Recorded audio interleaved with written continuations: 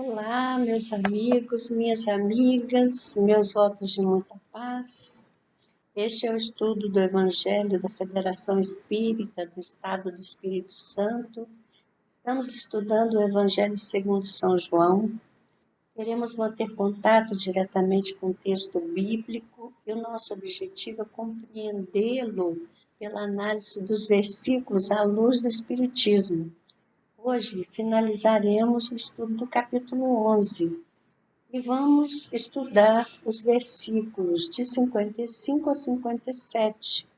Nessa passagem, vamos aprender alguma coisa sobre a Páscoa e poderemos responder a uma pergunta que muitas pessoas fazem. O espírita comemora a Páscoa? Acompanhe conosco esse estudo. O texto bíblico diz o seguinte: estava próxima a Páscoa dos judeus, e muitos daquela região subiram a Jerusalém antes da Páscoa para se purificarem. Buscavam, pois, a Jesus e diziam uns aos outros, estando no templo: que vos parece? Não virá a festa? Ora, os principais dos sacerdotes e os fariseus tinham dado ordem para que, se alguém soubesse onde ele estava, o denunciasse para o prenderem. Então, esse episódio se passa no Templo de Jerusalém, às vésperas da Páscoa. E as autoridades do templo, os sacerdotes, os fariseus, estão ali cogitando sobre Jesus, se ele virá ou se ele não virá à festa. Jesus era considerado uma ameaça que precisaria ser eliminada. Então, os judeus deram ordens para que quem soubesse do paradeiro de Jesus denunciasse, para que pudessem prendê-lo. Então, era o período preparatório da Páscoa. A Páscoa é uma das grandes festividades do povo judaico. Os judeus comemoram nessa festa a libertação do Egito. Há duas propostas de entendimento do termo Páscoa. Alguns acham que o termo vem do verbo passar, um verbo que quer dizer passar por cima, e outros acham que é do termo Pascha, que significa passagem. Então, são episódios relacionados com aquela escravidão dos judeus no Egito, quando Moisés tentava libertar o povo, e teve aquela história das 7 pragas do Egito. A última seria a da morte dos primogênitos de cada família, se não fosse libertado o povo, e teve aquela narrativa de que os judeus passavam na porta da casa o sangue do cordeiro, e a morte então não entrava nessa casa que tinha essa marca, pulava essa casa e entrava em outra casa. E também, então, esse aí é o significado de pular. Mas tinha também aquela história do povo já a caminho, saindo do Egito e sendo perseguido pelos soldados, chegar à beira das águas que se abriram, quando Moisés pede para Deus ajudar, então as águas se abrem, eles passam, então é a passagem, e os soldados não puderam passar. Então, essas histórias são rememoradas nessa época, então Páscoa tem esse significado, ou pular por cima, ou passagem. O importante é saber que ela celebrava a libertação do povo. Essa festividade acabou entrando também para o calendário cristão, porque foi numa das festas de Páscoa que Jesus foi aprisionado e foi crucificado, mas ressuscitou no terceiro dia. Então, o que comemoram os cristãos é a ressurreição de Jesus. E essas comemorações são diversificadas nas diferentes vertentes do cristianismo. Os católicos comemoram no domingo, os luteranos comemoram no dia da ceia pascal, que foi na sexta-feira. De qualquer maneira, é uma celebração que é muito ampliada em todo o mundo ocidental, que se identifica com o cristianismo. Pastorino, no volume 6 da sua coleção Sabedoria do Evangelho, ele fala um pouco sobre essa celebração e conta que a purificação no templo era um rito legal dessa ocasião. Nas vésperas, as pessoas tinham que se purificar. Essa purificação acontecia no sacrifício de animais. Então, ele conta também que nas festividades da Páscoa, nas vésperas e na própria celebração, a população de Jerusalém aumentava muito, porque vinham peregrinos de todas as regiões.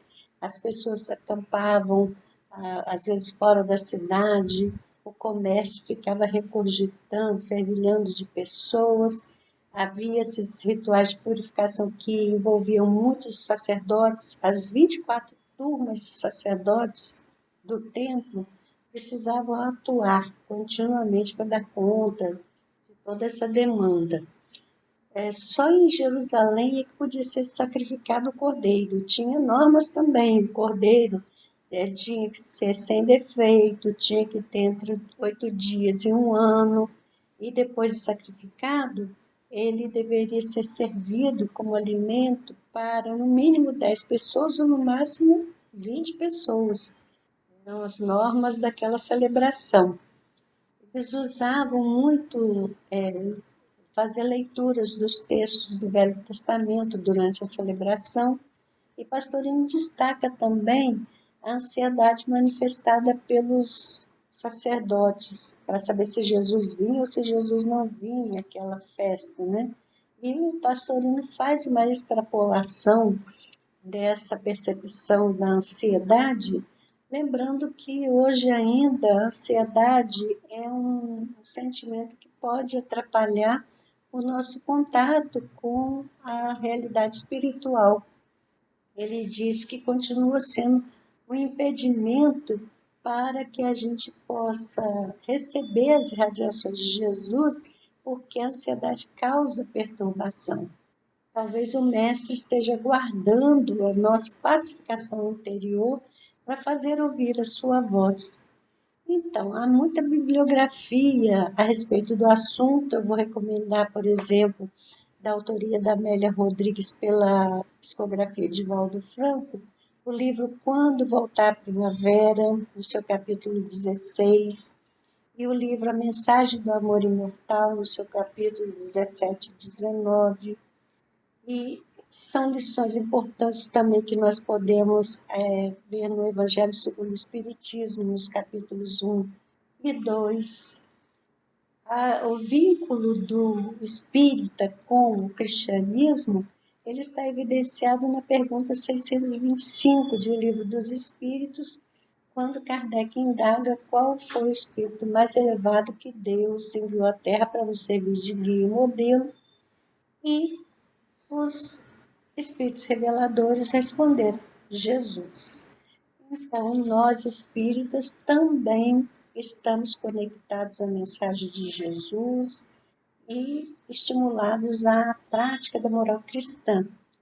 Mas o espiritismo não preconiza nenhuma celebração. Então, o espírita ele não é orientado a comemorar a Páscoa.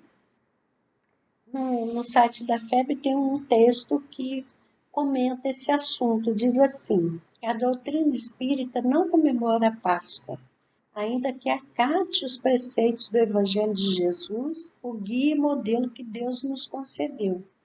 Jesus representa o tipo da perfeição moral que a humanidade pode aspirar na Terra.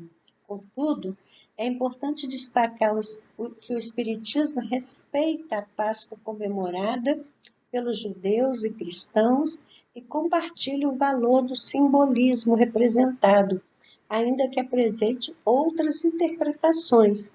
A liberdade conquistada pelo povo judeu ou a de qualquer outro povo do planeta merece ser lembrada e celebrada.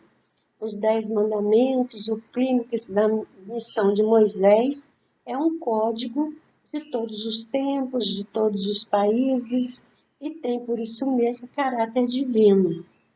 A ressurreição do Cristo representa a vitória sobre a morte do corpo físico e anuncia, sem sombra de dúvida, a imortalidade e a sobrevivência do espírito em outra dimensão da vida. Os discípulos do Senhor conheciam a importância da certeza na sobrevivência para o triunfo da vida moral. Eles mesmos se viram radicalmente transformados após a ressurreição do amigo celeste, ao reconhecerem que o amor e a justiça regem o ser além do túmulo. Por isso mesmo, atraem companheiros novos, transmitindo-lhes a convicção de que o Mestre prossegue vivo e operoso para lá do sepulcro. Os espíritas, nós, procuramos comemorar a Páscoa todos os dias da existência, a se traduzir no esforço perene de vivenciar a mensagem de Jesus, estando cientes que um dia poderemos também testemunhar esta certeza do inesquecível apóstolo dos gentios, Paulo de Tarso, que disse o seguinte: fui crucificado junto com Cristo. Já não sou eu quem vivo, mas é Cristo que vive em mim. Minha vida presente na carne, vivo-a no corpo, vivo-a pela fé no Filho de Deus, que me amou e se entregou a si mesmo por mim. Isso está dito na carta aos Gálatas, no capítulo 2, ao versículo 20. Então, comemorar, na verdade, é todo dia no esforço da nossa autotransformação. Essa é a mensagem para nossa reflexão hoje. Jesus nos abençoe. Ficamos por aqui, mas voltaremos em outra oportunidade, se Deus quiser. Até lá.